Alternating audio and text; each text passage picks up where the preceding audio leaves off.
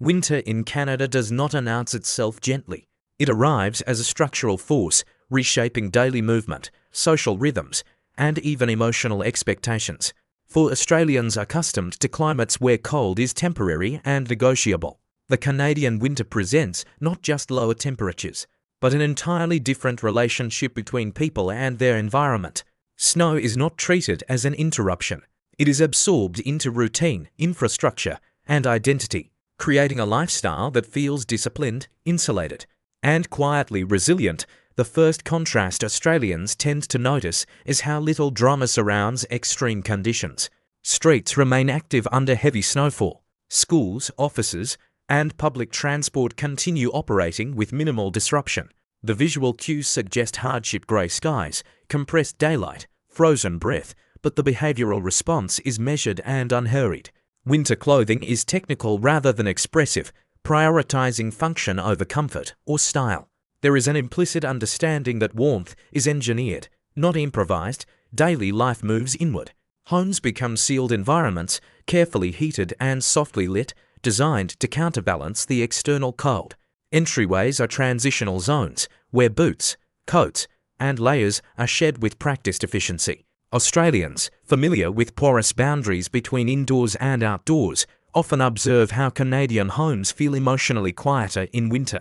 Social gatherings are smaller, planned in advance, and oriented around shelter rather than spontaneity. The season imposes structure on interaction. The pace of movement also changes. Walking becomes deliberate. Commutes are calculated around weather reports rather than convenience.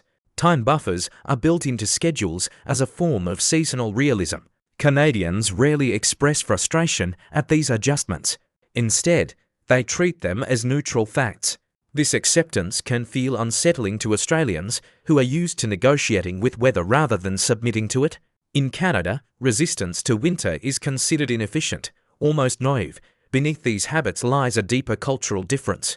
Winter is not framed as something to endure emotionally, but as something to be managed practically. Mental resilience is embedded in systems: heated transit stops, snow-clearing schedules, workplace flexibility rather than in verbal optimism.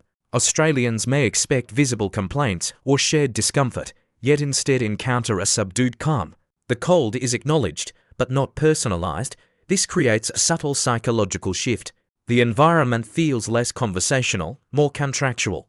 Survival is collective and procedural, not expressive. Over time, Australians begin to notice how winter shapes social expectations, narrowing emotional bandwidth and reinforcing self-sufficiency. The season does not ask for adaptation through attitude alone. It requires alignment with an entire way of living that treats winter not as an event, but as a permanent condition woven into everyday life. Public space in winter reflects this same philosophy. Parks remain open but sparsely populated, serving more as visual reminders of seasonal continuity than as social hubs. Bodies move quickly through exposed areas, conserving energy, minimizing unnecessary pauses. Where Australians associate outdoor space with leisure and openness, Canadians reframe it in winter as transitional, something to pass through rather than inhabit. The social life that once spilled outward during warmer months retracts into controlled interiors. Work culture adapts accordingly. Attendance remains consistent, but expectations subtly shift. Remote work, flexible hours, and weather-adjusted productivity are normalized rather than negotiated. There is an unspoken understanding that winter already demands additional effort simply to arrive. Australians often register this as a quiet form of compassion embedded within the system rather than expressed through conversation. Care is logistical, not emotional. Even leisure is recalibrated. Winter activities are highly structured: skating rinks, indoor recreation centres, scheduled winter sports. Participation requires equipment, preparation, and commitment. Spontaneity, a defining feature of Australian social life, becomes rare. Social invitations are made with contingencies in mind: temperature, snowfall, daylight. The casual drop-in culture familiar to Australians gives way to prearranged, time-bound interactions designed to limit exposure and preserve warmth. Food culture subtly shifts as well. Meals grow heavier, warmer, and more repetitive, reinforcing predictability and comfort. Cafes and restaurants become refuges rather than meeting points, spaces to linger not out of indulgence, but necessity. Australians may notice how conversations in these settings feel more contained, less expansive. Winter compresses not just physical movement, but emotional expression. What emerges over time is a recognition that Canadian winter life is not defined by suffering, but by containment. Emotions are managed through routine. Social energy is conserved. The season imposes a collective agreement to lower intensity rather than fight conditions that cannot be changed. For Australians, whose cultural rhythms are shaped by light, openness, and climatic flexibility, this can feel emotionally distant, even isolating, yet within this restraint lies a distinct form of stability. Winter enforces equality. Everyone navigates the same limitations, regardless of status or personality. Appearance becomes functional. Achievement becomes quieter. There is less emphasis on display and more on endurance. Australians often find this levelling effect surprising, as if the season temporarily suspends social performance. As weeks stretch into months, the shock deepens not because of the cold itself, but because of what the cold reveals. Winter exposes a culture comfortable with silence, repetition, and delayed gratification. It rewards preparation over reaction, patience over expression. For Australians, accustomed to adapting around the environment, the realization slowly forms that in Canada, winter is not something life bends around. Life is designed to fit within it. Over time, many Australians begin to sense how deeply this seasonal discipline shapes emotional expectations.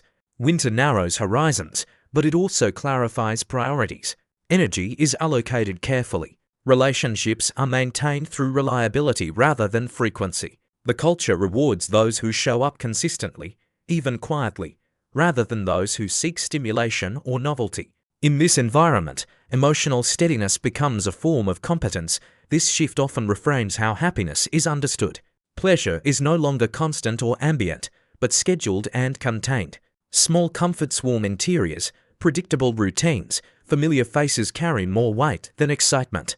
Australians, coming from a culture where mood often follows weather and spontaneity, may initially experience this as emotional flattening. Yet over time, it reveals a different logic. Stability as protection against external volatility. The contrast becomes most visible in how Canadians anticipate the future. Winter is not treated as an interruption before life resumes, but as a known quantity around which plans are built. Vacations, projects, and social rhythms are designed with long winters in mind.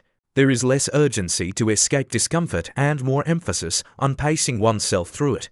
Australians may find this approach both impressive and constraining, as if the season quietly dictates the emotional tempo of the year. By late winter, the shock often transforms into recognition. What once felt rigid begins to appear intentional. The lifestyle is not about enduring cold heroically, but about minimizing friction between human life and an unforgiving environment. Emotional restraint, logistical planning, and social predictability form a coherent system rather than isolated habits.